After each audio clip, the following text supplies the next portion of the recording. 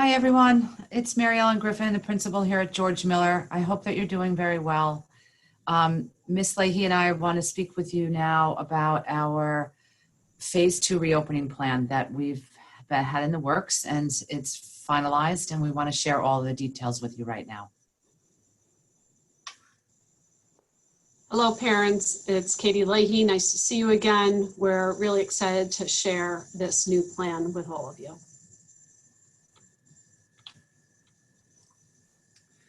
Okay, so our goal in our reopening plan is really to return 100% of our student capacity while maintaining all of the safe practices that we have in place right now. We'll still be considering our social distancing, mask wearing, and hand washing. In this phase, we're going to have two options. Option number one is for in-person learning Monday, Tuesday, Thursday, and Friday. Wednesday will remain virtual. Option two, you have 100% remote learning. And the difference now is that going forward, you will have a dedicated virtual teacher for each grade level. Our current hybrid model, what we're running right now, will no longer be an option. Virtual Wednesdays are going to remain the same for all students. Some students will have to have new teachers regardless of which option you guys choose, because we're going to have to try to balance everything out. Okay, so I'm going to speak to you a little bit about option number one, which is our in-person option with students coming 4 days per week. So to begin talking about learning locations, with the exception of one class, all of our Miller classrooms or all of our Miller classes are going to be divided into two separate learning locations. So one class will be in two separate classrooms, and that's because we want to continue to follow social distancing guidelines. The teachers will switch locations midday to work equally with both classroom cohorts. And we're anticipating that we'll have between 8 and 12 students in each of those classrooms. We've chosen the media center or our library to accommodate one whole class, as I mentioned above, and we're still able to maintain social distancing in that location because of the size of it. Now I'm going to explain a little bit to you about instruction for children that are attending 4 days in person. As I described, classes are going to be divided as per social distancing requirements. We're going to have grade level teachers and teaching assistants maintain continuity of learning across subject areas and supervision throughout the day. And our virtual Wednesdays are going to be a similar format to what we're doing right now in the current plan. So option two will be the 100% remote learning. So all learning will be done at home. Some differences from how that looks right now. Right now, you're all part of a current grade level class. The virtual students will be a class to themselves now, and they will have a dedicated teacher for the virtual students. Instruction will look similar, but a little different also. You'll still have a whole class Zoom meeting. You'll have more small group instruction. There'll be screencasts for some of the instruction with follow-up mini lessons. There will be independent activities and learning time at home. And then again, this will all be delivered via Zoom. Seesaw and a home learning platform will continue. We will have additional support staff that will be assigned to work with virtual students on top of the 3 grade level teachers. The daily schedule will be developed by the teachers that are assigned to that grade level.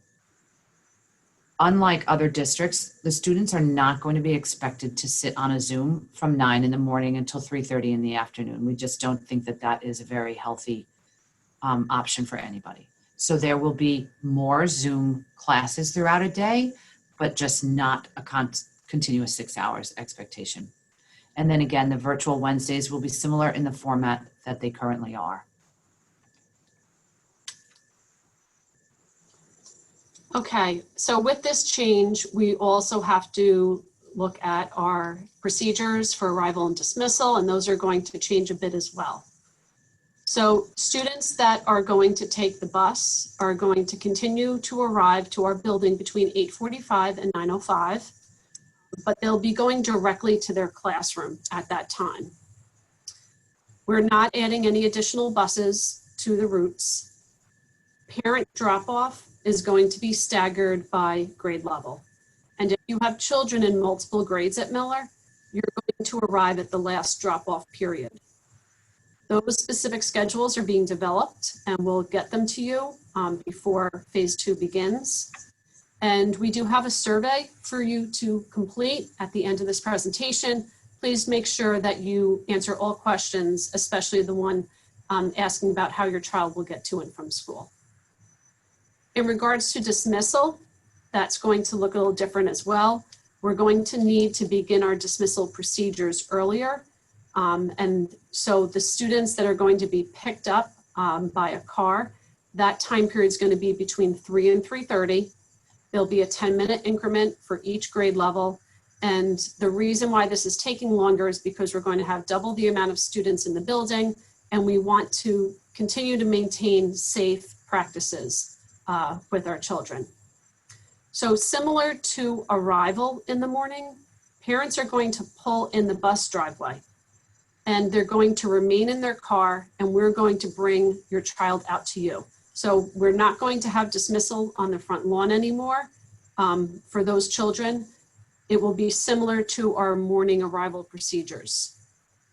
Parents are going to receive a sign with their child's last name on it, and you'll place that in your dashboard so that when you pull up the bus lane, we'll be able to see your child's last name, and then we will get your child and bring them to you in the car. So one thing I do want to say that if you are running late and you're going to be after 3:30, you will then have to continue to park over at the Elks and walk over, and we'll keep your child inside safely until you arrive. Our buses will start arriving promptly at 3:30. And we have to, maintain that so we don't back up Highview as well. Okay, so breakfast, lunch, and recess, what will this look like? When students come in, if they're getting a breakfast, they will go into the cafeteria and get their brown bag breakfast and bring it into their classroom to eat.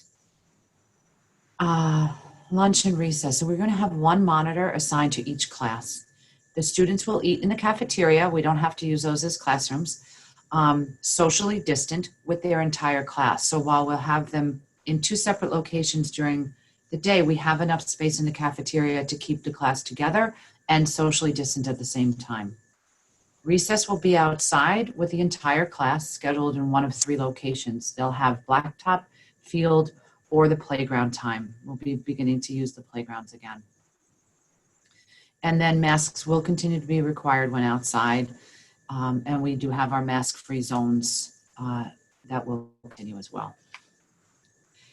Today in the digital backpack, there will be information about food distribution and the lunch and breakfast offerings, okay? So check your digital backpack for more information on that. Okay, so we've given you a lot of information about our phase 2 reopening plan, and we hope that we've answered most of the questions that you have. And so now is time for you to complete the survey. So we need 1 survey completed for every child that attends Miller Elementary. So if you have a kindergartner and you have a 2nd grader, we need you to complete 2 surveys. Please take time to consider carefully everything that we've shared with you and choose the option that you feel is best for your family. We need the surveys completed by Wednesday, October 14th, so that we can arrange classes and all of our schedules and learning spaces.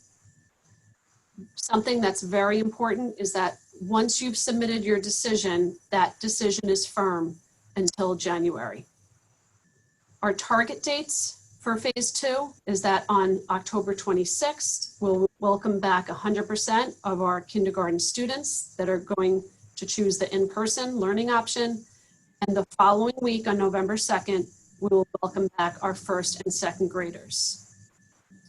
We understand that although we've tried to be thorough in our presentation, you may still have more questions that haven't been answered. So we welcome you to click here to enter your questions. Okay, we have something where you can go in and type your name and your email and type a question. We request that if you have any questions, that you enter them by Monday so that we have time to answer them, and post the answers to those questions by Tuesday, because then your last day to submit the survey is Wednesday. Okay, and down here at the bottom of the page, you can see that there is another link for our parent learning location survey. So this is the link for the survey where you will let us know if your child is going to return to us in person 4 days a week, or if you will be choosing 100% virtual for your child.